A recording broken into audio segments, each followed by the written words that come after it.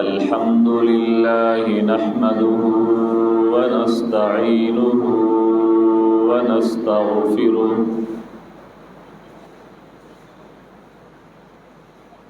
ونؤمن به ونتوكل عليه ونعوذ بالله من شرور أنفسنا ومن سيئات أعمالنا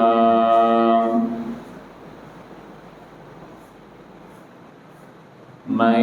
يهده الله فلا مضل له ومن يضلله فلا هادي له ونشهد أن لا إله إلا الله وأشهد أن محمدًا عبده ورسوله أما بعد فأعوذ بالله من الشيطان الرجيم بسم الله الرحمن الرحيم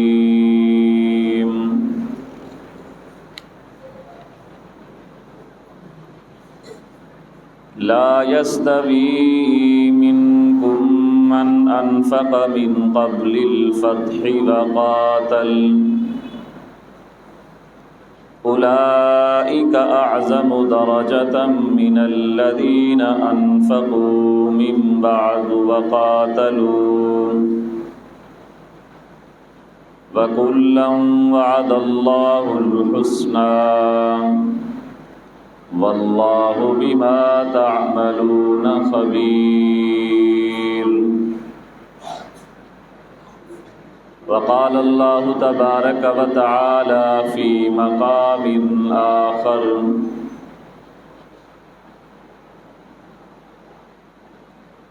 إنا نحن نزلنا الذكر وإنا له لحافظون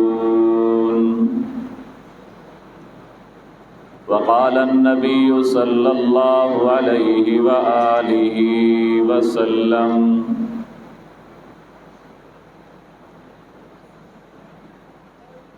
النجوم أمنة للسماء وأنا أمنة لأصحابي وأصحابي أمنة لأمتي صدق الله العظيم وصدق رسوله النبي الأمين الرؤوف الكريم ونحن على ذلك لمن الشاهدين والشاكرين والحمد لله رب العالمين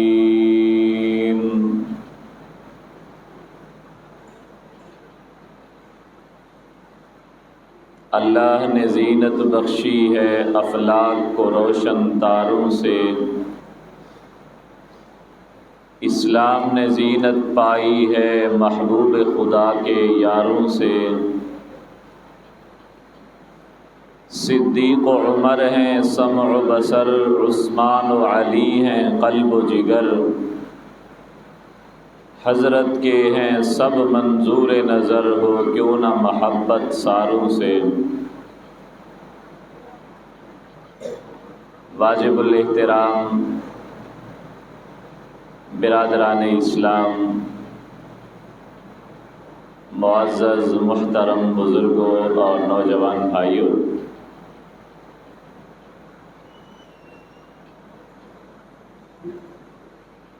نبی اکرم صلی اللہ علیہ وآلہ وسلم کی آمد سے پہلے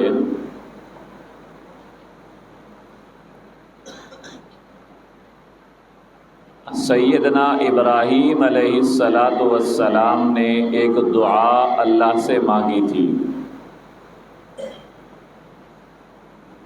ربنا وابعث فیہم رسولا، اے اللہ میں نے خانہ کعبہ بنا لیا ہے، اب اس کی آبادی کے لیے اس قوم میں سے ایک رسول بھیج دے، منہم ان میں سے ہو، ان کی نفسیات کو جانتا ہو، ان کی طبیعت سے واقف ہو، ان کے ماحول سے واقف ہو، ان کی خوشی غمی کو جانتا ہو۔ پھر اللہ کے نبی حضرت ابراہیم علیہ السلام نے اس رسول کے کچھ اوصاف ارشاد فرمائے، یتلو علیہم آیاتک، وہ رسول آئے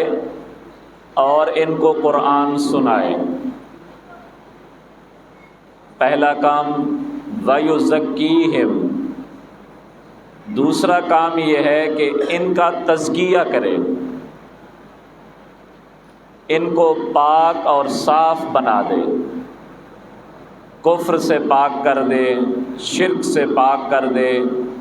نافرمانی سے پاک کر دے، گناہوں سے پاک کر دے، خواہشات سے پاک کر دے۔ وَيُعَلِّمُهُمُ الْكِتَابَ وَالْحِكْمَةَ، اور انہیں قرآن سنائے بھی اور سکھائے بھی، والحکمہ، اور دانائی، حکمت، اپنی سنت ان کو سکھا دے۔ اب یہ 4 ذمہ داریاں ہیں اس رسول کی جس کی دعا حضرت ابراہیم علیہ السلام فرما رہے ہیں، اور نبی پاک صلی اللہ علیہ وآلہ وسلم کا بھی ارشاد ہے، انا ثمرۃ دعوت ابی ابراہیم، میں اپنے ابا حضرت ابراہیم علیہ السلام کی دعا کا نتیجہ بن کر آیا ہوں۔ جو وہ انہوں نے دعا کی تھی، اے اللہ رسول بھیج دے، میں وہی رسول آیا ہوں۔ اب سوال پیدا ہوتا ہے، جو اس رسول کے 4 کام حضرت ابراہیم علیہ السلام نے بتائے تھے، یتلو علیہم آیات، قرآن ان کو سنائے، تو اللہ کے نبی نے آ کر اپنی امت کو، اپنے شاگردوں کو، اپنے صحابہ کو، اپنی قوم کو، اپنی صحابیات کو، اپنے شاگردوں کو، اپنے فوجیوں کو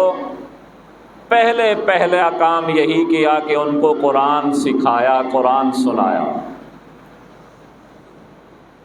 وَيُزَكِّيهِمْ، اور دوسرا کام محبوب پیغمبر صلی اللہ علیہ وسلم نے ان کا تزکیہ کیا، ان کے دلوں میں جو نفرت تھی وہ ختم کر کے ان کے دلوں کو صاف کیا، ان کے دلوں میں جو کفر اور شرک تھا، نافرمانی تھی، گناہ تھے، لڑائیاں جھگڑے تھیں، ان سے ان کو پاک کر دیا، تزکیہ کر دیا۔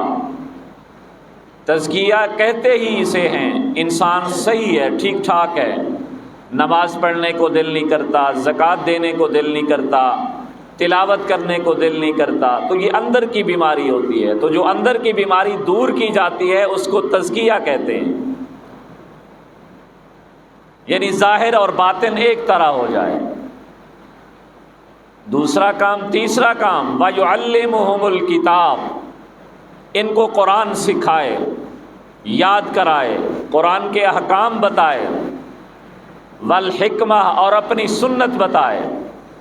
سنت سکھائے، سنت پر عمل کرنا سکھائے۔ اب یہ 4 کام حضور پاک صلی اللہ علیہ وسلم نے کن کو بتائے، کن کو سکھائے، کن کو سمجھائے؟ ان کو ہم اور آپ اپنی زبان میں عربی کے اندر صحابہ کہتے ہیں۔ یہ 4 کام نبی نے اپنے صحابہ کو سکھائے۔ صحابی کہتے ہیں جو ایمان کی حالت میں نبی علیہ السلام کی زیارت کرے اور ایمان کی حالت میں وفات پا جائے۔ نبی نے قرآن ابو جہل کو نہیں سکھایا، ابو بکر کو سکھایا، عمر کو سکھایا، عثمان کو سکھایا، علی کو سکھایا، حسن اور حسین کو سکھایا، تو یہ نبی کے صحابی تھے۔ نبی نے تزکیہ کن کا کیا، کن کو پاک کیا، کن کے دل پاک کیے، وہ صحابہ تھے۔ نبی نے کن کو قرآن سکھایا، وہ صحابہ تھے۔ نبی نے کن کو سنت سکھائی، وہ صحابہ تھے۔ اس لیے کسی اللہ والے نے کہا صحابہ کرام کو معمولی لوگ نہ سمجھنا، یہ کوئی عام لوگ نہیں، یہ نبی اور ہمارے درمیان دین پہنچانے کا ایک واسطہ ہے۔ اگر آج ہمارے پاس یہ قرآن ہے تو یہ صحابہ کے واسطے سے ہمیں ملا۔ آج ہمارے پاس حکمت اور سنت ہے تو یہ صحابہ کے واسطے سے ہمیں ملا۔ آج والدین کی حیا، پاک دامنی، عزت ہے تو یہ صحابہ کے واسطے سے ہمیں ملا۔ آج وضو غسل کے فرائض، نبی کی سیرت، نبی کی سنت کا پتہ ہے تو یہ صحابہ کے واسطے سے ہمیں ملا۔ نبی اور ہم اپنے درمیان صحابہ کے واسطے کو ایک طرف کریں، سارا دین کا صفایا ہوتا ہے۔ اگر ہم اپنے اور نبی کے درمیان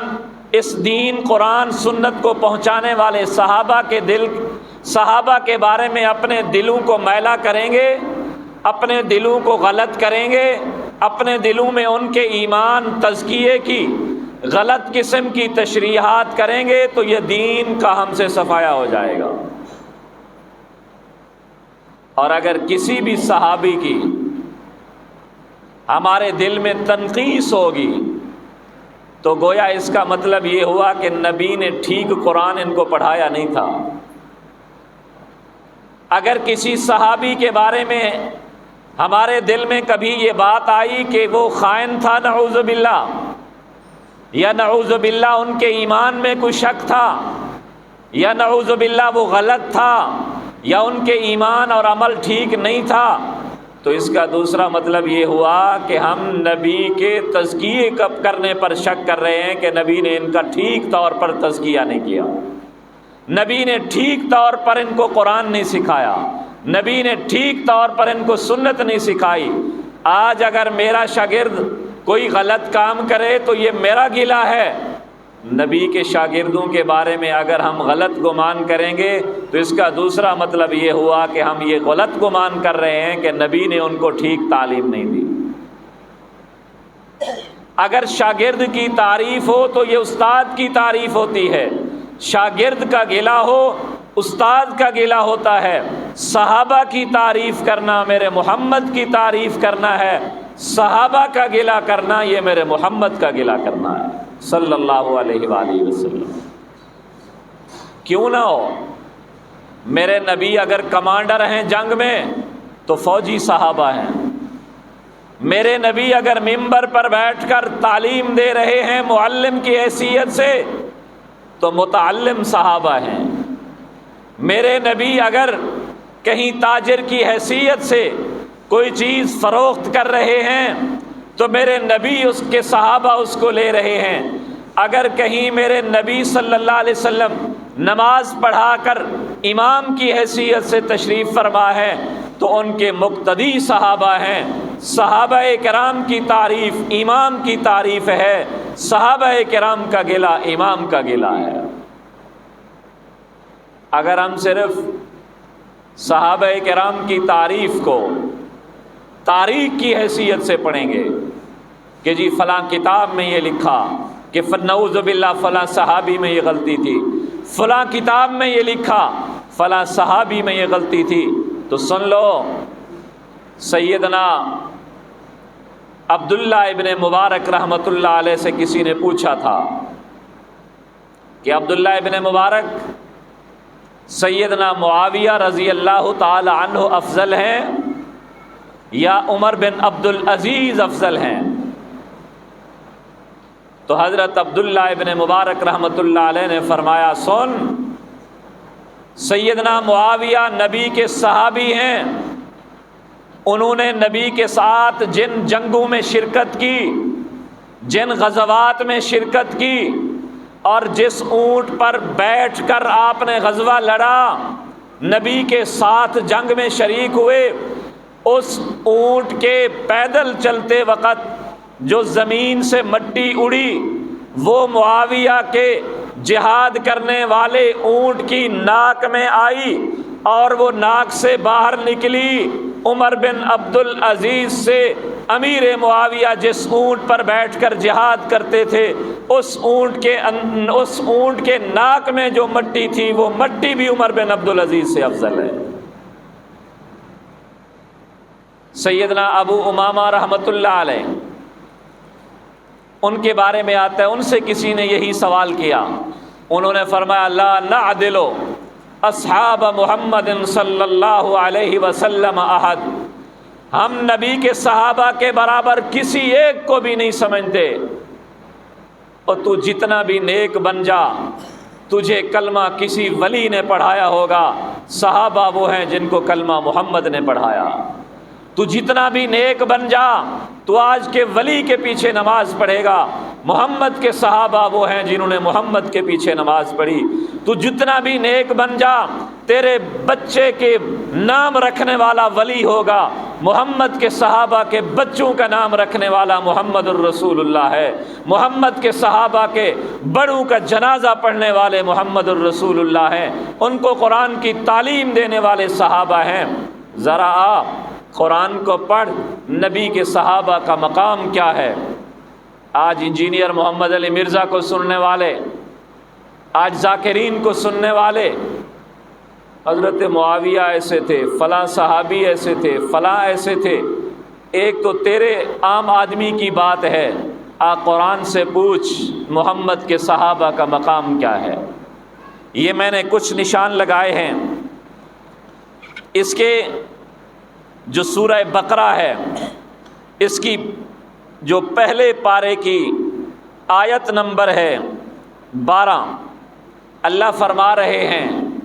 وَإِذَا قِيلَ لَهُمْ آمِنُوا كَمَا آمَنَ النَّاسِ، اے کافرو، اے منافقو، ایمان اس طرح لاؤ جس طرح میرے محمد کے صحابہ ایمان لائے، تب تمہارا ایمان قابل قبول ہوگا۔ اور محمد کے صحابہ تو وہ ہیں جن کے ایمان کو میرے خدا نے معیار بنایا ہے، ترازو بنایا ہے، ان کی طرح ایمان لاؤ تو کامیاب ہو جاؤ گے۔ آگے انہوں نے کیا کہا؟ کافروں نے کہا اذا قیل لهم آمنوا كما آمن الناس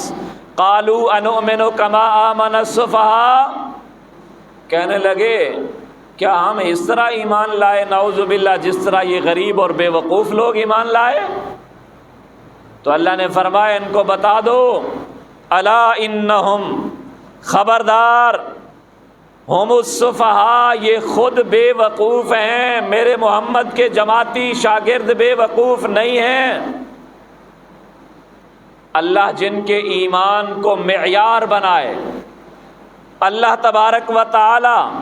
جن کے بارے میں کہے کہ ان کو تم جو غلط گمان کرو گے وہ تم خود ہوگے،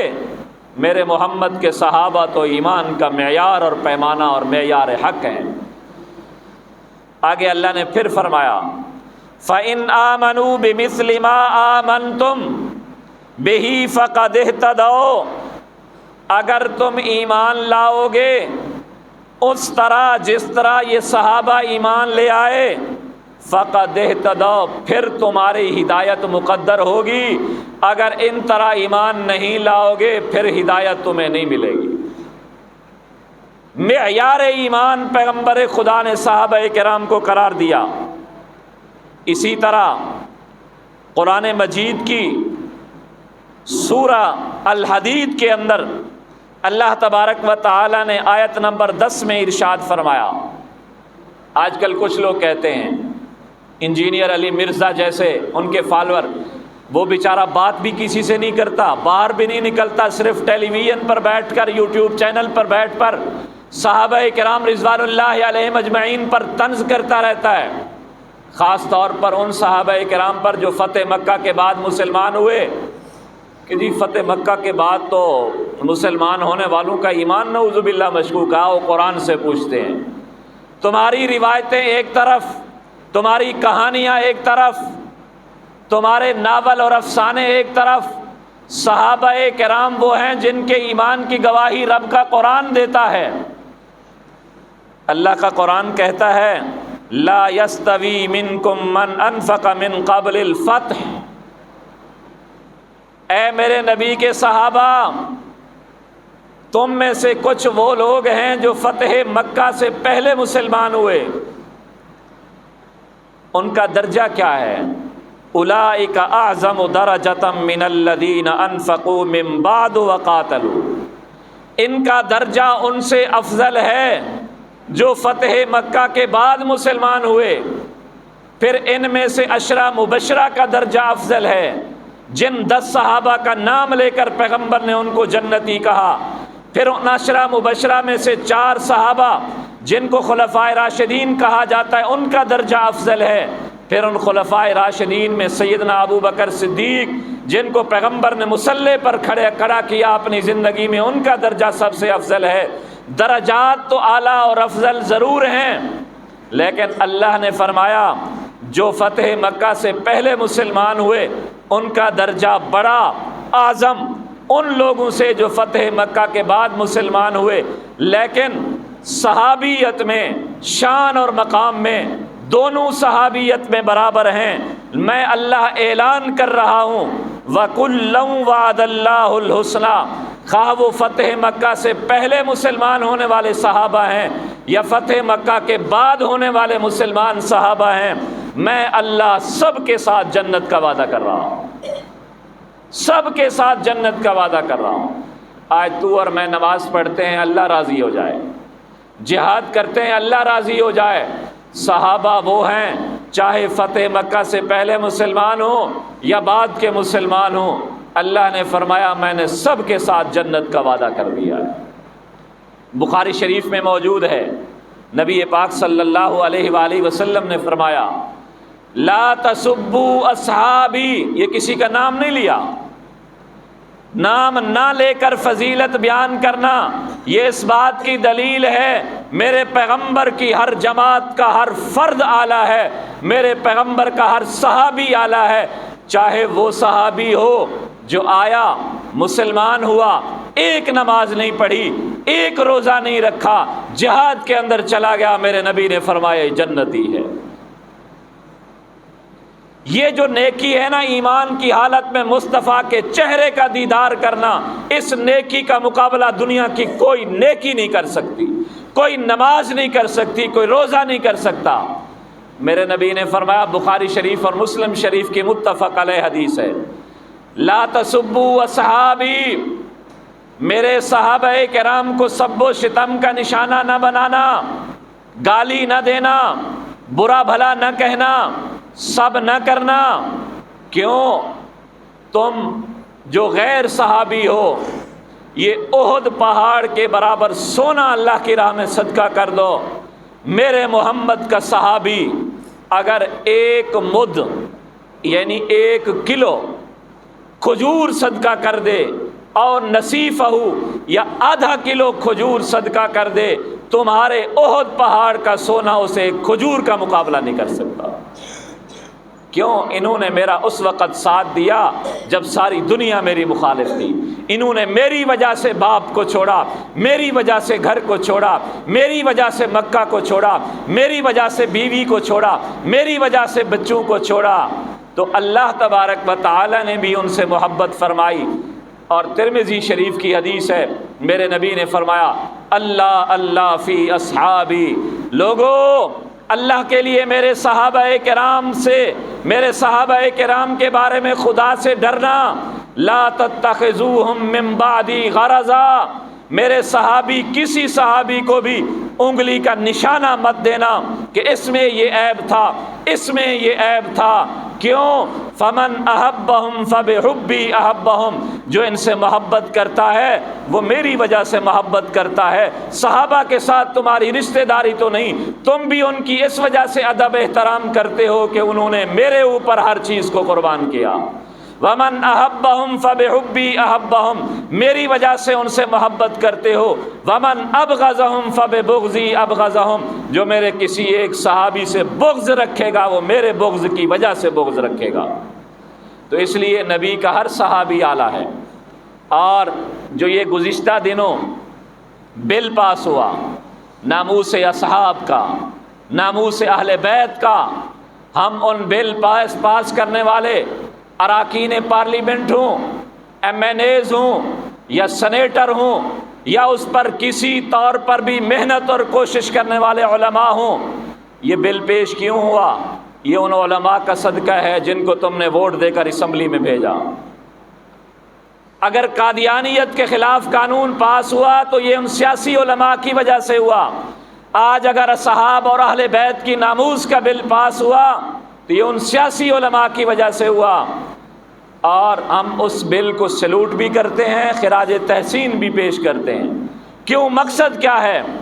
کوئی آدمی صحابہ اور اہل بیت کو نشانہ نہ بنائے، ان کو برا بھلا نہ کہے، یہ نہ ہو کہ کوئی برا بھلا کہہ دے اٹھ کر پھر کوئی قانون کو ہاتھ میں ڈال دے، کوئی اس کے خلاف اس کو قتل کر دے، اور نفسا نفسی کا عالم نہ ہو، انتشار نہ ہو، تاکہ کوئی بھی اہل بیت کا فرد ہو، صحابی کا فرد ہو،